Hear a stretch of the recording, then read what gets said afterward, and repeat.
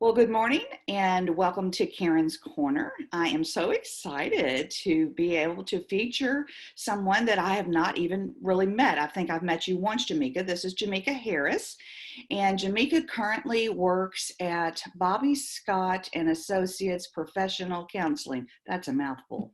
It is. In South Haven. Okay. And how long have you been there, Jamieka? I've been with Bobby for about 8 months. Okay, very good. And he's a great guy to work with, I know.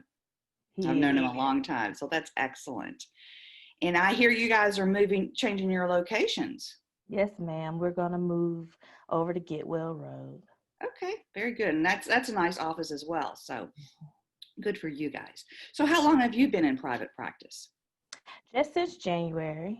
Okay. So I'm before that you building were my working, practice. you building your practice. Okay, very good. And I think you mentioned that you just recently got EMDR trained. Is that correct? Yes, ma'am. So that's very good. That's one of those feathers in our cap kind of thing that we all need. I'm sure you're seeing, an increase in trauma, and I think we're all traumatized by the pandemic. I agree. I most definitely agree. So I was going to ask, are you seeing an increase in like depression, anxiety, or there's some other issues that you're seeing as a result of the pandemic? Major increase in depression and anxiety. I've noticed reports of lots of trauma, but mostly a childhood trauma. But I think now with maybe people not being as busy as they usually are, they're having a little bit more time to kind of think back and reflect on things that may have happened over their lifetime and wanting to do some work around those traumas and incidents.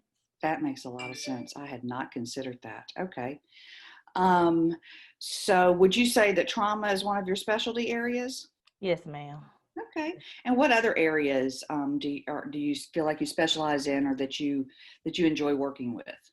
Substance abuse and addiction. I've had 3 years of working in that field, so I would consider myself a pretty good addiction counselor.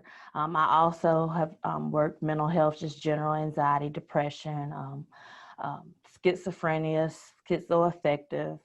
I've worked in stabilization and crisis and hospital settings as well, so I'm pretty good at getting to the stabilization with clients pretty quickly. So those are some of the areas where I feel like I specialize.